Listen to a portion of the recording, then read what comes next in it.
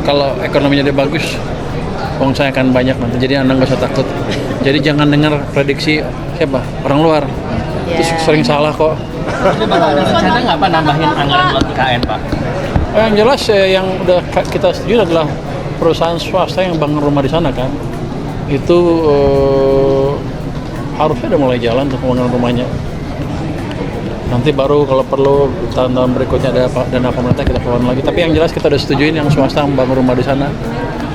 Ada beberapa perusahaan gitu. Tapi ya gitu. Jadi sepertinya nggak berhenti, masih jalan terus. Tapi nggak secepat yang kita ikut sama Pak Presiden aja seperti apa. Sebelum lanjut, ayo subscribe dulu. Yang subscribe rezekinya dilancarkan setiap hari. Nah, terkait dengan IKN, ini juga sudah dipastikan akan dilanjutkan.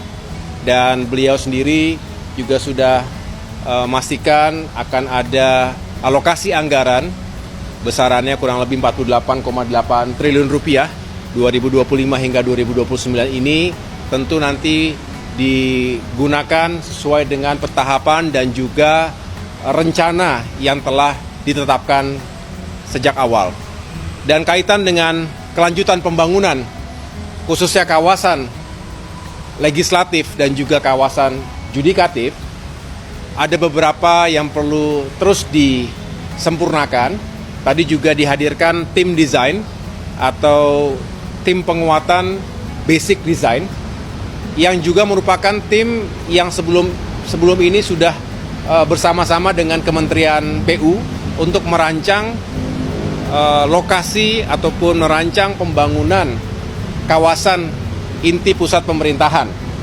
Yang kita tahu Istana Negara, Istana Garuda juga sudah dirampungkan. Nah, sekarang fokus pada pembangunan kawasan dan fasilitas legislatif dan juga judikatif.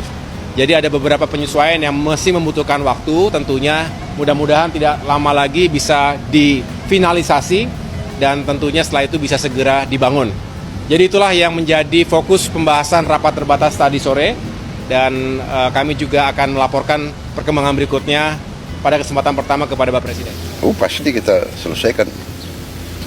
Dan ya walaupun memang rencana garis besarnya kalau tidak salah belasan tahun ya, atau kalau tidak salah pernah disebut puluhan, berapa puluh tahun kan, sebagaimana ibu kota negara lain kan juga sangat panjang. Kita juga tidak boleh memaksakan, tapi kalau saya optimis ya dalam 5 tahun saya kira sudah berfungsi dengan sangat baik. Kalau saya bukan ahli teknik ya, tapi saya lihat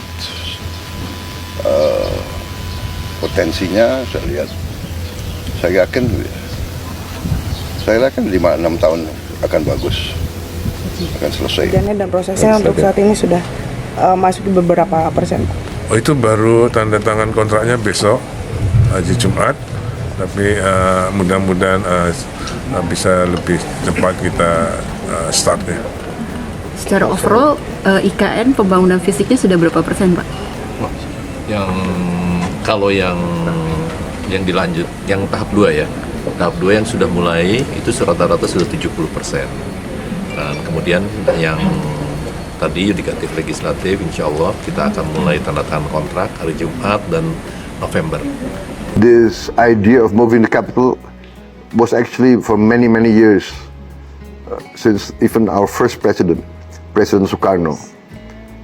And there was always this move that this capital should be more central position, and also that we have problems actually in Jakarta.